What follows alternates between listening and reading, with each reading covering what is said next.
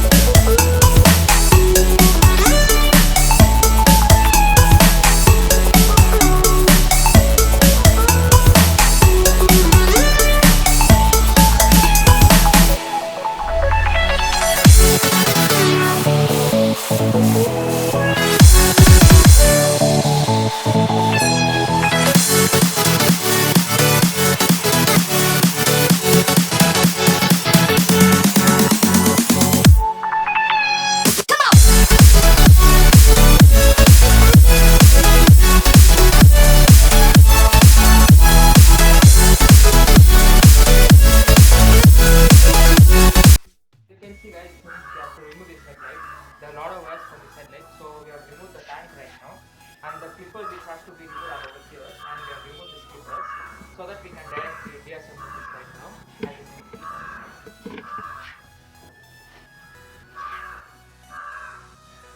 But still right now there are two wires, that is the accelerator wire. We are going to remove this, and the other side you have this H wire right here. This also will remove, then we can supply that and insert the Duke's T-plate. Become the focus of Pulsar, and this is how it looks when you remove the headlight from everything. But the small mistake that is, like, to remove the wiring of the headlight, we have to remove the tank. Those clippers are connected right over here, so we remove that. This is how it looks connected. Right now we are just going to remove this T-plate, then install the KTM's T-plate in this, and you can have a check how it's done.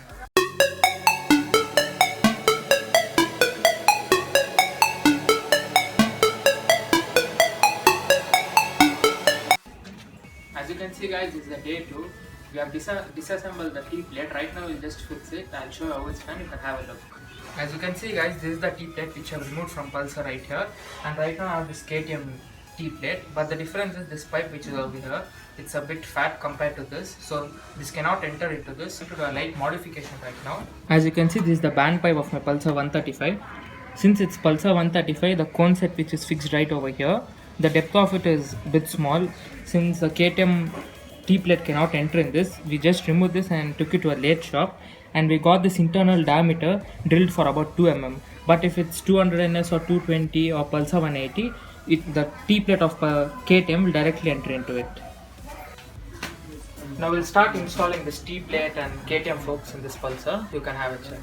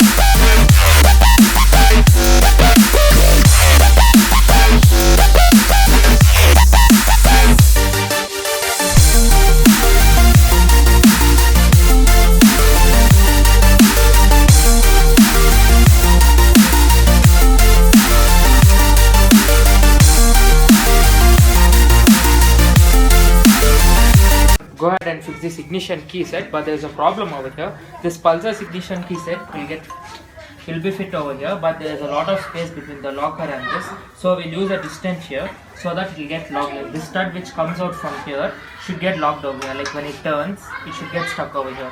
So for this space we are going to use one more extra nut.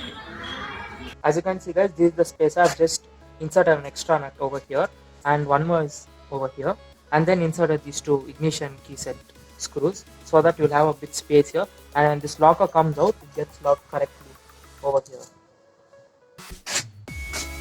As you can see guys, we have finished installing KTM Pulsar. This is how it looks.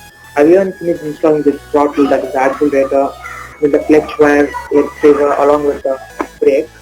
This is the brake lever, and this is the brake caliper. I've installed the same brake caliper of KTM along with its cord, and I've connected all the remaining wires. This is how it looks. I'll make a separate video regarding the headlights and mudguard. That time you can have a check.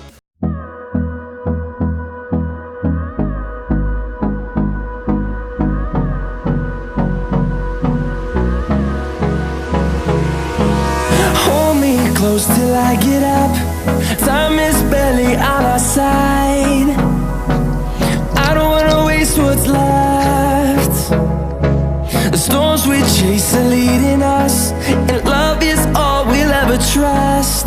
Yeah, no, I don't wanna waste what's left. And on we'll go, through the wastelands, through the highways, till my shadow. As you can see guys, we have successfully finished installing this KTM forks in Pulsar. It's USD forks, like upside down forks. If you install this upgrade, what you get is you'll get more stability at high speed. You'll have a better road grip, and the braking power will improve a lot, since the disc size, as you can see, is so big. Compared to the previous, it was small, whereas this disc right now it's big. So it's a better upgrade. If you like this video, hit the like button and do subscribe to my channel. Thank you for watching my video.